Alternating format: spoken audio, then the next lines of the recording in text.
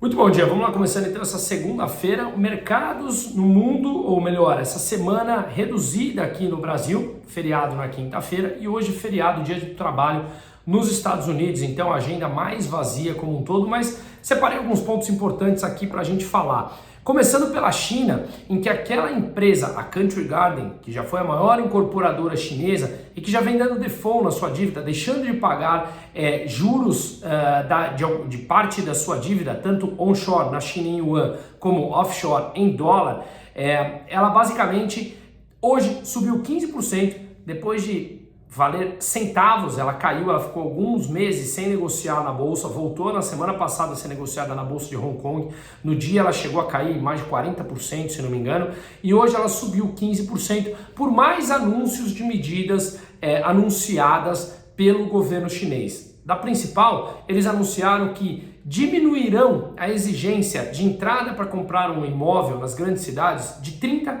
para 20%.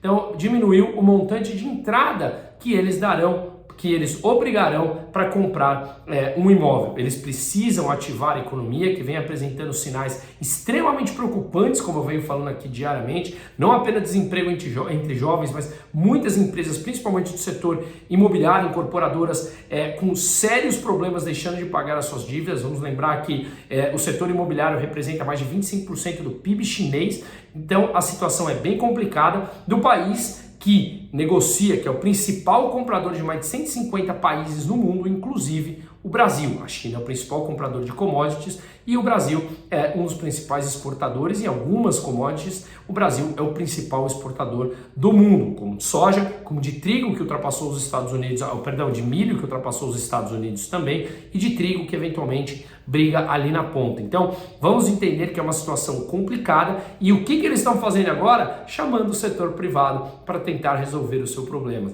80% dos novos empregos gerados nas grandes cidades chinesas vêm do setor privado. Aqueles mesmo que eles interferem diretamente, interferem diariamente através do Partido Comunista Chinês e que eles atrapalham como um todo o curso legal da economia, o curso natural da economia. Isso, infelizmente, parece que é algo padrão, uns mais, outros menos, nas economias mundiais. Infelizmente, o Brasil voltou a achar que intervir na economia leva em algum momento, no médio e no longo prazo, a respostas positivas da economia, quando basta estudar um pouco da literatura ou até mesmo lembrar na prática o que os países mais intervencionistas viveram, que a gente sabe que o resultado é sempre aumento de endividamento, desvalorização da moeda e algum tipo de processo inflacionário com mais pessoas passando a pertencer a uma determinada classe mais baixa da população pelo motivo de ter o dinheiro perdendo poder de compra. E isso acaba aumentando a pobreza nos países. Não precisa ser muito brilhante para isso,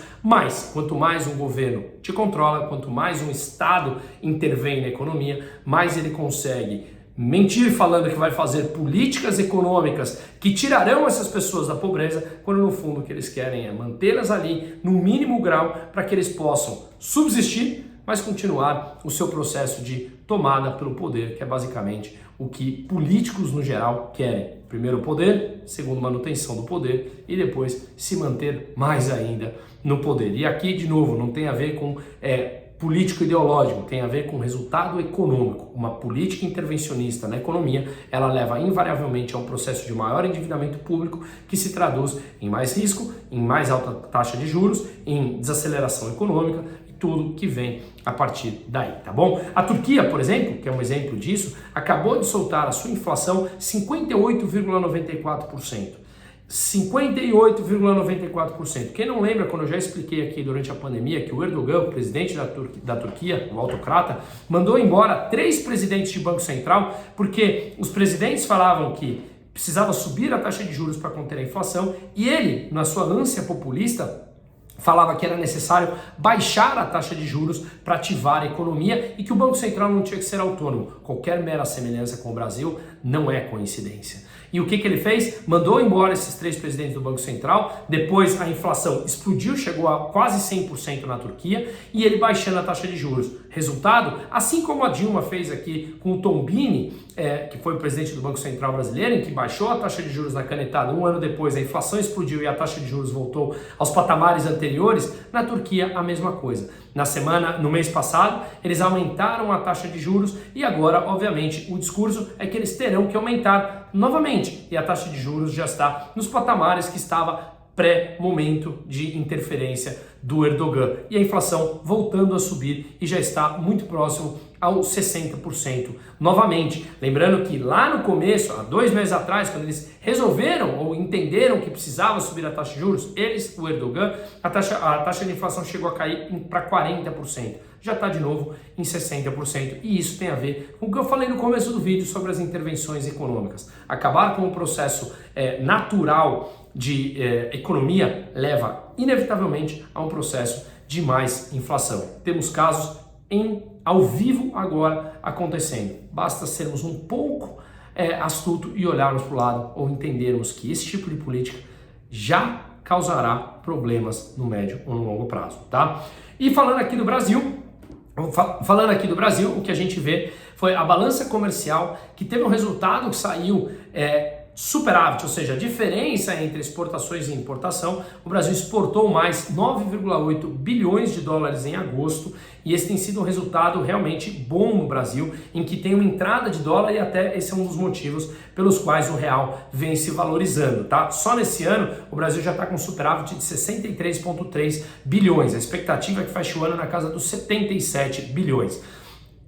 Número de exportações, 31,2 bilhões. Importações, 21,4. A diferença entre os dois dá os 9,8 de superávit, tá? Segundo a GO Associados, a queda nas importações, que foi significativa desses 21,4 bilhões, ocorre por conta da desaceleração interna da economia brasileira. Sim, o PIB saiu com uma alta de 0,9%, mas a gente tem que olhar no detalhe o PIB. Sim, foi um número extremamente interessante. Sim, foi um número em que o PIB crescerá em 2023, como a gente vem falando. O resultado econômico não é resultado de políticas de curtíssimo prazo. São políticas que ocorrem ao longo do tempo e esse resultado vai aparecendo. O Brasil passou por choques de privatizações positivos, o Brasil passou por choques de flexibilizações no mercado de negócios, o Brasil passou por isso nos últimos anos. E a gente pega esse resultado agora, obviamente, depois de anos de uma economia ainda com demanda reprimida por conta de uma pandemia, ou mandar ficar em casa, etc e tal, e esse resultado ele vai aparecer, ainda mais no governo atual,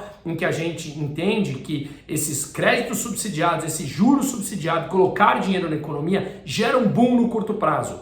O problema é o resultado que vem no médio ou no longo prazo. Então, fiquem atentos a isso. Política ideológica é uma coisa, buscar oportunidades de investimentos ou de proteção é outra. Temos que olhar em caixinhas diferentes, porque sim, o Brasil tem oportunidades em renda fixa, o Brasil sim tem oportunidades em bolsa, principalmente olhando o índice em dólar, que foi muito do que eu falei no evento que a gente fez aqui no sábado na Aquavero, que inclusive faremos outro evento em novembro. Então é super importante entendermos essa diferença, separarmos o lado emocional do lado racional, mas de qualquer maneira, no curto prazo, políticas intervencionistas geram boom, no curtíssimo, mas no médio e no longo prazo leva ao endividamento. E quando a gente resolve fazer o seguro do carro depois de bater, a coisa se torna mais complicada, se é que dá para fazer. Portanto, nos prepararmos antes do evento é muito mais saudável e muito mais justo. Um ótimo dia e uma ótima semana.